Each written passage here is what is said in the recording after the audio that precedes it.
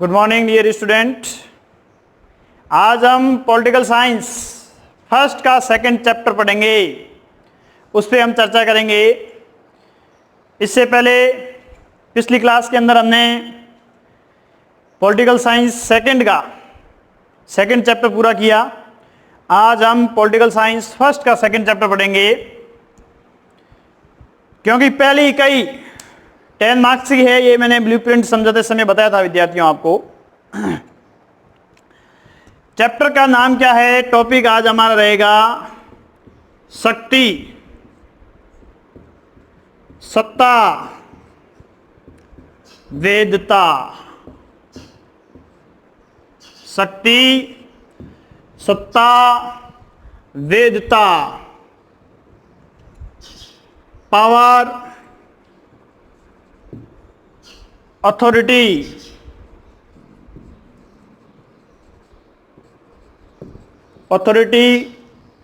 Legitimacy,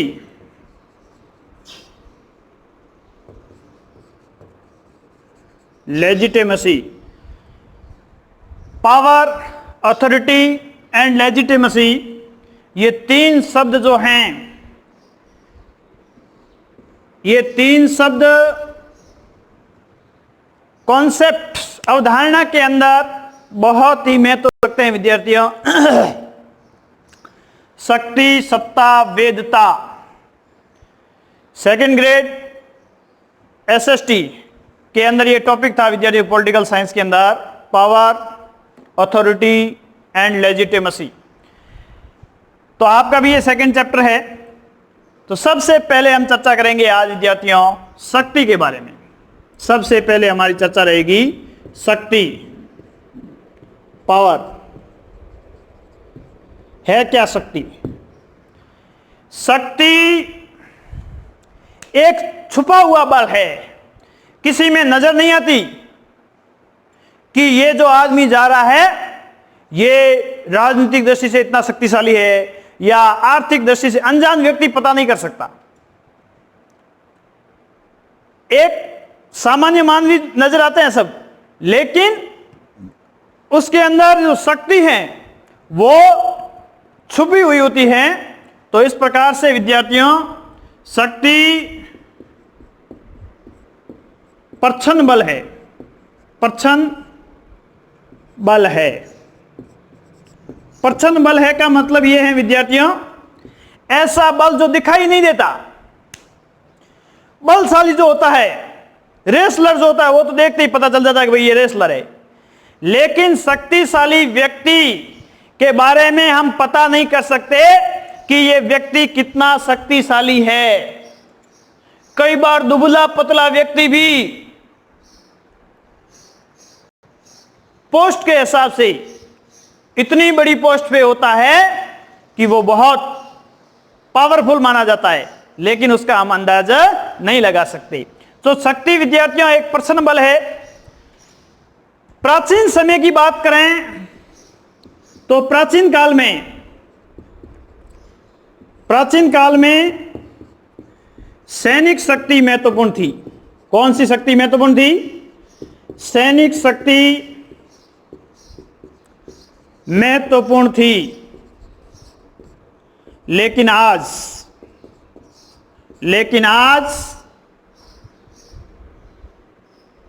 या वर्तमान में राजनीतिक शक्ति महत्वपूर्ण है। कौन सी शक्ति महत्वपूर्ण है? राजनीतिक शक्ति महत्वपूर्ण है। प्यारे विद्यार्थियों,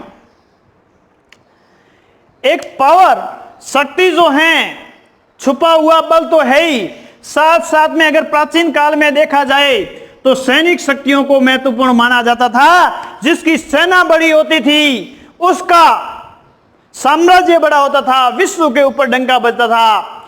सिकंदर का उदाहरण ले लें, या ब्रिटिश साम्राज्य की बात करें तो ब्रिटिश साम्राज्य के बारे में यह कहा जाता था कि ब्रिटिश साम्राज्य में कभी सूर्य अस्त नहीं होता। क्यों? क्योंकि दोनों गोलार्धों में ब्रिटिश साम्राज्य स्थापित था। तो उत्तरी गोलार्ध में सूर्य अस्त होता तो दक्षिणी गोलार्ध में उदय हो जाता। तो उनके तो वहां भी उदय रहता, जब वहां अस्त होता तो उत्तरी गोलार्ध में उदय हो जाता। यानी सूर्य कभी अस्त होता ही नहीं था उनके साम्राज्य में, ऐसा कहा जाता था। इसके पीछे ब्रिटिश साम्राज्य के पास कौन सी शक्ति थी? सैनिक शक्ति थी। इस मिलिट्री पावर से दुनिया का शहंशाह बना। सिकंदर महान विश्व विजेता कैसे बना? सैनिक शक्ति के माध्यम से बना। तो पहले तो विद्यार्थियों, हमारे यहां पर मुगलों का साम्राज्य रहा। कैसे रहा? यहां के राजा महाराजाओं में एकता के अभाव के कारण वो सैन्य शक्ति उनके पास महत्वपूर्ण थी। जैसे बाबर ने जब पानीपत का युद्ध लड़ा 1526 के अंदर, तो उसके पहली बार वो तुलुकनुमा पद्धति का प्रयोग किया। तुलुकनुमा पद्धति के आगे हमारे राजा महाराजाओं की सेनाएं विफल हो गई। परिणाम यह निकला कि हमारे भारत में मुगल साम्राज्य स्थापित हो गया। तो पहले तो जिसके पास में सैनिक शक्ति महत्वपूर्ण होती थी वही दुनिया का विजेता, वही शक्तिशाली माना जाता था। लेकिन विद्यार्थियों, सेकेंड वर्ल्ड वॉर के बाद जब दुनिया में संयुक्त राष्ट्र संघ 24 अक्टूबर 1945 को स्थापित हुआ और विश्व के सभी देश एक लोकतांत्रिक दृष्टि से आगे बढ़ने लगे, विश्व शांति में विश्वास करने लगे और परतंत्र और सांप्रदायिक नीतियों, ये सभी ऐसी नीतियों का अंत कर दिया गया। तो आज मिलिट्री पावर कोई काम का नहीं है। आज अगर कोई पावर महत्वपूर्ण है, हां, मिलिट्री पावर से वर्चस्व जरूर कायम किया जा सकता है, लेकिन वास्तव में आज कोई पावर महत्वपूर्ण है तो वो उनका पॉलिटिकल पावर है। राजनीतिक शक्ति, अगर राजनीतिक सूझबूझ वाली सत्ता किसी नेता के पास में है तो वो देश महत्वपूर्ण प्रगति के पथ पर आगे बढ़ सकता है। आज पॉलिटिकल, राजनीतिक पावर महत्वपूर्ण हो गया है। अमेरिका के अंदर अमेरिका का राष्ट्रपति जो पॉलिटिकल पावर है, राजनीतिक सत्ता है उनके पास। आज अमेरिका दुनिया का शक्तिशाली देश है तो उसके पास में पॉलिटिकल पावर भी है।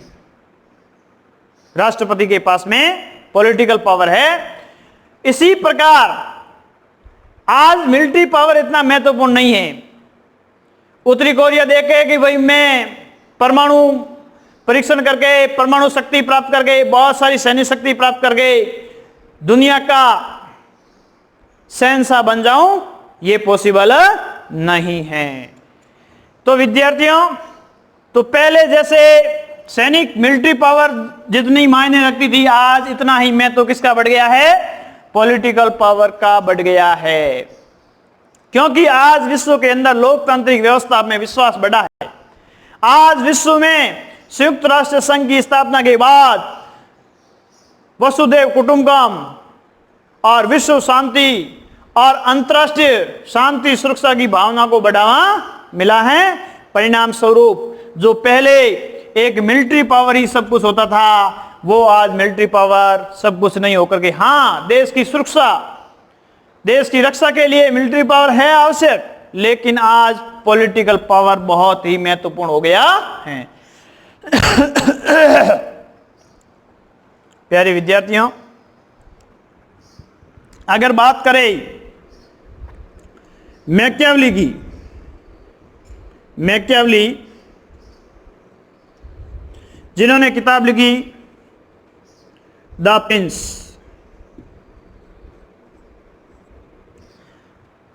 ये पहला शक्तिवादी विचारक था। पहला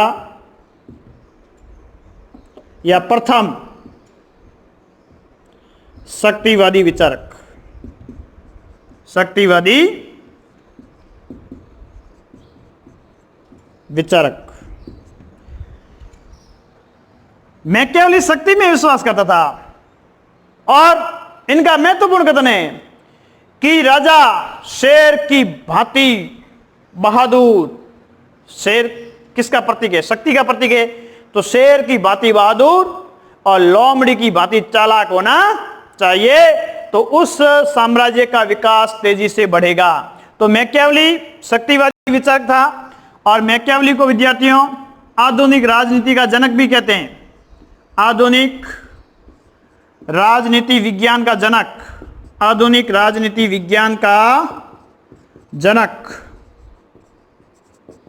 वापस सुन लीजिए, राजनीति विज्ञान का जनक अरस्तु हैं, आधुनिक राजनीति का जनक मैकियावेली हैं और राजनीतिक दर्शन का जनक प्लेटो हैं। ये चर्चा हमारी पहले पार्ट में हो चुकी है, दर्शन की, राजनीति विज्ञान की। लेकिन आधुनिक राजनीति विज्ञान पे चर्चा है विद्यार्थियों। तो आधुनिक राजनीति विज्ञान का जनक किसको माना जाता है? मैकियावेली को माना जाता है। मैकियावेली ने कौन सी किताब लिखी? द प्रिंस किताब लिखी, जिसे प्रथम शक्तिवादी विचारक माना जाता है। प्यारे विद्यार्थियों, अगर बात की जाए इस शक्तिवादी, क्योंकि मैकियावेली तो ये मानता था कि आपका साध्य पवित्र होना चाहिए, जैसे आपकी साध्य है कि भाई साम्राज्य का विस्तार करना। अब उसके लिए आप कौन से तरीके अपना रहे हो? पीठ पे वार कर रहे हो, गलत तरीका अपना रहे हो, चालाकी से, धोखे से सफलता हासिल कर रहे हो, सब मान्य है। यानी आपका साध्य मिल जाना चाहिए, साधन कोई देखने वाला नहीं है, बस सफल हो गए, बस विजेता बन जाओगे। ये कोई नहीं देखेगा कि इसने नीचता की है, इसने कटुता की है, इसने चालाकी से ये काम किया है, कोई देखने वाला नहीं है। इस प्रकार से मैकियावेली विद्यार्थियों प्रथम शक्तिवादी विचारक माना जाता है। अगर बात की जाए हॉब्स की, थॉमस हॉब्स जिन्होंने एक किताब लिखी 1651 में, लेवियाथन पुस्तक लिखी। लेवियाथन पुस्तक में शक्ति के महत्व को रेखांकित किया। इंपोर्टेंस ऑफ पावर, कितना पावर महत्वपूर्ण रखता है। लेवियाथन विद्यार्थियों एक जलीय जीव होता है, समुद्र के अंदर उसका आतंक होता है, सारे जीव उनसे डरते हैं। लेवियाथन इतना पावरफुल होता है। तो उसी लेवियाथन की भांति राजा को भी एक शक्तिशाली होना चाहिए, जिससे सारे लोग डर के, कांप करके आदेशों का पालन करें, उनसे कोई पंगा लेना नहीं चाहिए। तो इस प्रकार से 1651 के अंदर जो थॉमस हॉब्स ने लेवियाथन पुस्तक लिखी विद्यार्थियों, 11th के अंदर आप सामाजिक समझौता सिद्धांत के अंदर हॉब्स का सामाजिक समझौता सिद्धांत पढ़ा होगा आपने। तो वहां लेवियाथन में किस प्रकार से यह शक्ति को महत्वपूर्ण मानता है, शक्ति के महत्व को रेखांकित किया। अगली बात करें विद्यार्थियों, कैटलिन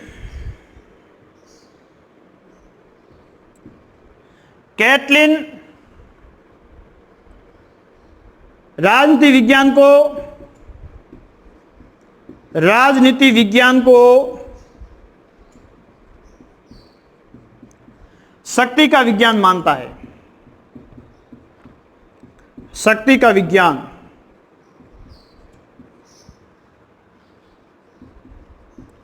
मानता है। प्यारे विद्यार्थियों, कैटलिन कहता है कि राजनीति विज्ञान एक शक्ति का विज्ञान है। बिना शक्ति से यह राजनीति भी आगे चलने वाली नहीं है। कोई गरीब व्यक्ति एमएलए बन जाए, एमपी बन जाए, ये रेयर एग्जाम्पल देखने को मिलते हैं, क्योंकि बिना खर्चे से प्रचार नहीं हो पाएगा, जिसकी वजह से आम लोगों तक ये बात पहुंच नहीं पाएगी। हालांकि आज लोकतंत्र के अंदर कई उदाहरण ऐसे हैं जहां पे गरीब व्यक्ति भी आगे बढ़ रहे हैं, लेकिन बहुत कम उदाहरण हैं। तो राजनीति विज्ञान शक्ति का विज्ञान है, और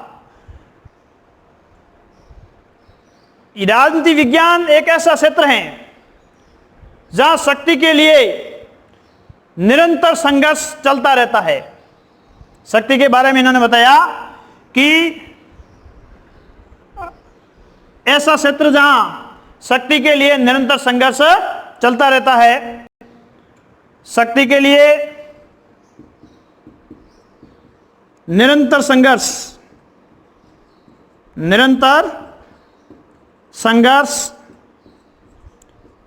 चलता रहता है।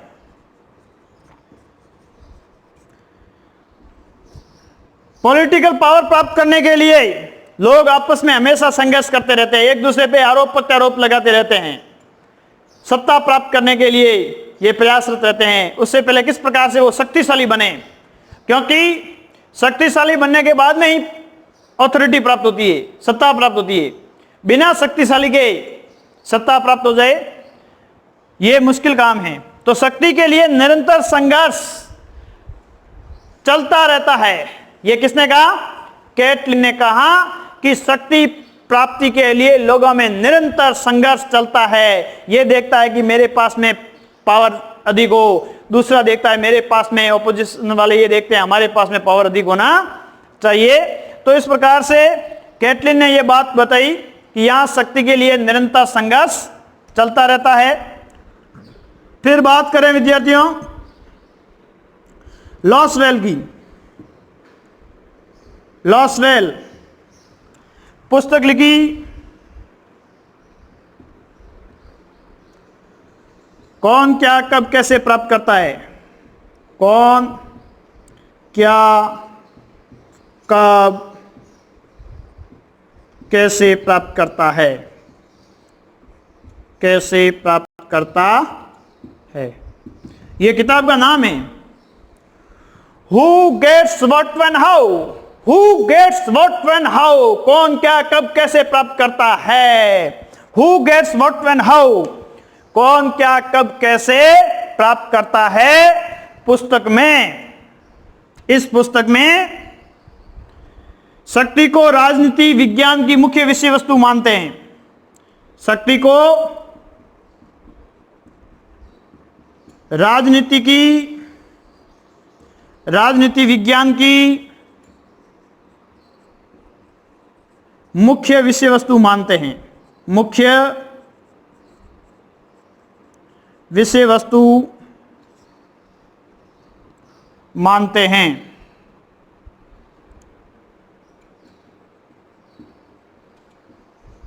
कौन? शक्ति को राजनीति विज्ञान की मुख्य विषय वस्तु कौन मानते हैं? लॉसवेल। कौन मानते हैं? लॉसवेल। आपको क्या पूछा जाएगा? लॉसवेल की पुस्तक का नाम, क्योंकि इसमें से एक एक नंबर के सवाल विद्यार्थियों कई बार किसी किताब के बारे में, किसी कोटेशन के बारे में, पिछले बोर्ड एग्जाम के अंदर विद्यार्थियों एक परिभाषा पूछ ली थी, सत्ता की परिभाषा लिखिए बायरस्टीड के अनुसार। तो किसी के अनुसार अगर परिभाषा होती है तो वो उसने जैसा कहा है वैसा लिखना पड़ता है। तो लॉसवेल ने पुस्तक कौन सी लिखी ये पूछ ले, कौन क्या कब कैसे, ये भी कई बार आया है। हॉब्स ने कौन सी पुस्तक ली? लेवियाथन। कब लिखी? 1651। लेवियाथन पुस्तक हॉब्स की है। कौन क्या कब कैसे प्राप्त करता है, who gets what when how. अंग्रेजी में बात करें तो इनका हो जाएगा who gets what when how. ये पुस्तक है लॉसवेल की। आगे चर्चा करें विद्यार्थियों लॉसवेल से आगे तो एक विद्वान और आते हैं जिनका नाम है मैकाइवर। जिनका नाम है विद्यार्थियों मैकाइवर। मैकाइवर क्या कहते हैं? मैकाइवर ने एक पुस्तक लिखी। मैकाइवर की पुस्तक का नाम भी आपको याद होना चाहिए।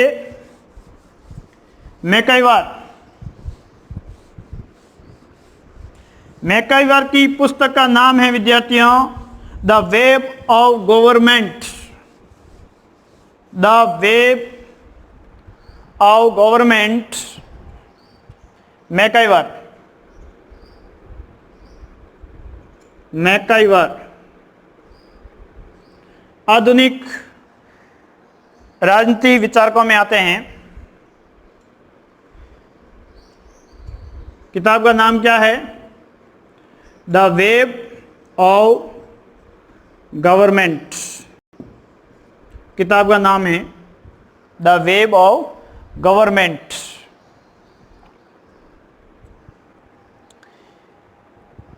क्या बताइए कि शक्ति जो है ये एक ऐसा विचार है जिनसे दूसरों से आज्ञा पालन करवाया जा सकता है। शक्ति एक ऐसा विचार है जिनसे दूसरों से आज्ञा पालन करवाया जा सकता है। शक्ति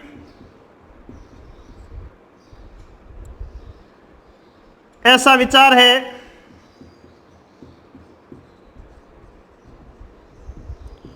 जिनसे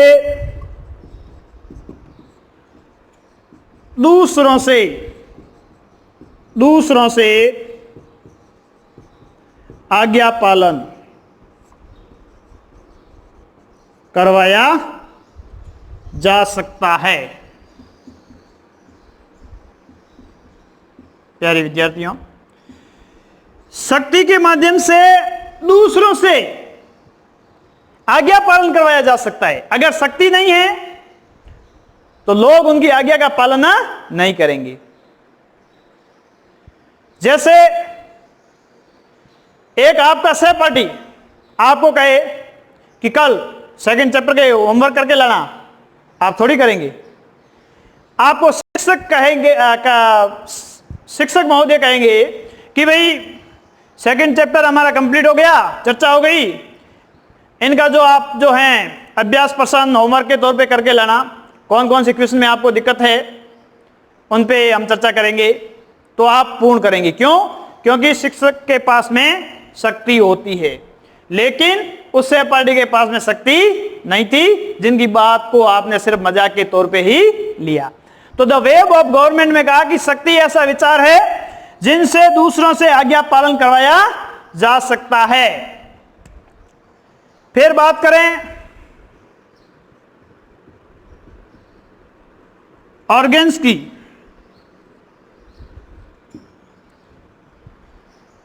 ऑर्गेन्स की अगर बात करें विद्यार्थियों,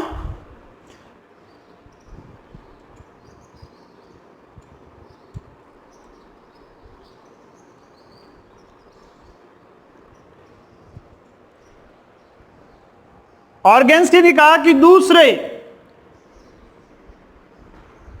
की बात करें विद्यार्थी ऑर्गेन्स की तो मैकाइवर ने क्या कहा? शक्ति ऐसा विचार है जिनसे दूसरों से आज्ञा पालन करवाया जा सकता है। ऑर्गेन्स की ने कहा कि शक्ति ऐसा विचार है, शक्ति ऐसा विचार है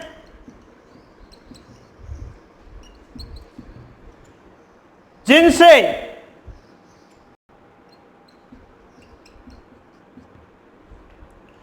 दूसरों के आचरण को अपने लक्ष्यों के अनुसार परिवर्तित किया जा सकता है। परिवर्तित किया जा सकता है। देखिए, बहुत महत्वपूर्ण बात बताई। मैकाइवर ने भी ऐसे ही कहा कि शक्ति ऐसा विचार है दूसरों से आज्ञा पालन करवाया जा सकता है। बिना पावर से आप दूसरों से आज्ञा पालन नहीं करवा सकते। और ऑर्गेन्स की याद रखने का तरीका ऑर्गेन्स की आचरण, ऑर्गेन्स की आचरण यानी दूसरों के आचरण को अपने लक्ष्य के अनुसार परिवर्तित किया जाता है। अपना लक्ष्य क्या है? जैसे एक शिक्षक का लक्ष्य है कि भाई पढ़ने वाले सारे स्टूडेंट हाईएस्ट स्कोर प्राप्त करे, बढ़िया नंबर ला करके बढ़िया परसेंटेज बनाए। अब उनका ये लक्ष्य है। अब कोई स्टूडेंट जिसकी पढ़ने की आदत नहीं है, अब उसकी आदत को बदलना है, उनके आचरण को बदलना है।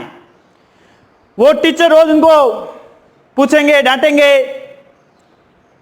साथ साथ में जब याद करके आएगा तो पुनर्बुलंद देंगे। तो ऐसी स्थिति के अंदर जब वो नहीं पढ़ने वाला स्टूडेंट भी धीरे धीरे पढ़ना शुरू कर देता है, यानी उसका आचरण भी क्या हुआ, बदल गया। किसने बदला? अध्यापक ने। क्यों बदला? अपने लक्ष्य के अनुसार। यानी अगर शक्ति है तो शक्ति के माध्यम से कोई भी दूसरों के आचरण को अपने लक्ष्य के अनुसार क्या कर सकता है, परिवर्तित कर सकता है। इस प्रकार से ऑर्गेन्स्की के बाद एक और विचारक हैं। ये परिभाषाएं विद्यार्थियों बहुत महत्वपूर्ण हैं, कई बार ये पूछी जाती है परीक्षा के अंदर। बायरस्टीड,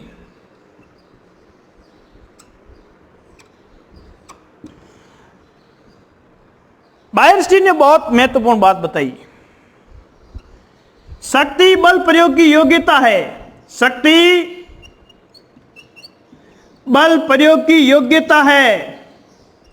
बल प्रयोग की योग्यता है, न कि उनका वास्तविक प्रयोग, न कि उनका वास्तविक प्रयोग। प्यारे विद्यार्थियों, शक्ति जो है बल प्रयोग की योग्यता है। शक्ति बल प्रयोग की क्या है? योग्यता है, उनका वास्तविक प्रयोग नहीं है। पुलिस वाला डंडा लेकर के खड़ा है, इसका मतलब यह नहीं है कि जो आए उसके पीठ पे डंडा धर दे, नहीं। यानी वो सिर्फ दिखाने के लिए हैं, लोग उनसे डर करके रहें। हाँ, उनके पास शक्ति है, अगर आपने कानून का उल्लंघन किया तो डंडा आ सकता है, लेकिन प्रत्येक के पीठ पे डंडा पड़े ये कोई आवश्यक नहीं है। यानी शक्ति बल प्रयोग की योग्यता है। हाँ, डंडा पड़ सकता है, डंडा लगाने की योग्यता है उसमें। शक्ति बल प्रयोग की योग्यता है, न कि उनका वास्तविक प्रयोग, ठीक है ना। लेकिन उनका प्रयोग बहुत कम होता है। ऐसी स्थिति में अगर बात की जाए विद्यार्थियों, तो शक्ति और बल जो हैं ये दोनों अलग अलग है। शक्ति और बल विद्यार्थियों दोनों क्या है? अलग अलग है। एक तरफ शक्ति की बात करें और एक तरफ बल की बात करें, तो इन दोनों में हमें अंतर नजर आएगा। किसमें? शक्ति में और बल में। क्या है? शक्ति प्रच्छन्न बल है, प्रच्छन्न बल है। बल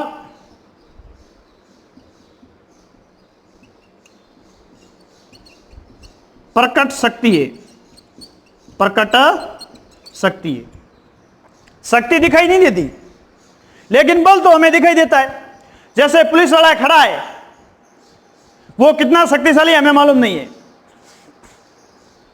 लेकिन किसी ने कानून का उल्लंघन किया तो उसने डंडा चला दिया, तो डंडा चलाना क्या हुआ? बल प्रयोग हुआ। क्या हुआ? बल प्रयोग हुआ। तो वो डंडा उनके लगा, वो तो हमें दिखा। यानी बल जो होता है वो तो दिखाई देता है। रेसलर है, वो हमें चलता भी दिखाई देता है कि ये बलशाली व्यक्ति है, लेकिन शक्तिशाली व्यक्ति दुबला पतला भी हो सकता है, वो शक्ति हमें दिखाई नहीं देती। तो शक्ति एक प्रच्छन्न बल है और बल कैसी है? प्रकट शक्ति है। इसी प्रकार दूसरी बात करें तो शक्ति अप्रकट तत्व हैं, अप्रकट तत्व हैं जो प्रकट नहीं होता। और बल कैसा तत्व है? बल जो है विद्यार्थियों प्रकट तत्व हैं। कैसा तत्व हैं?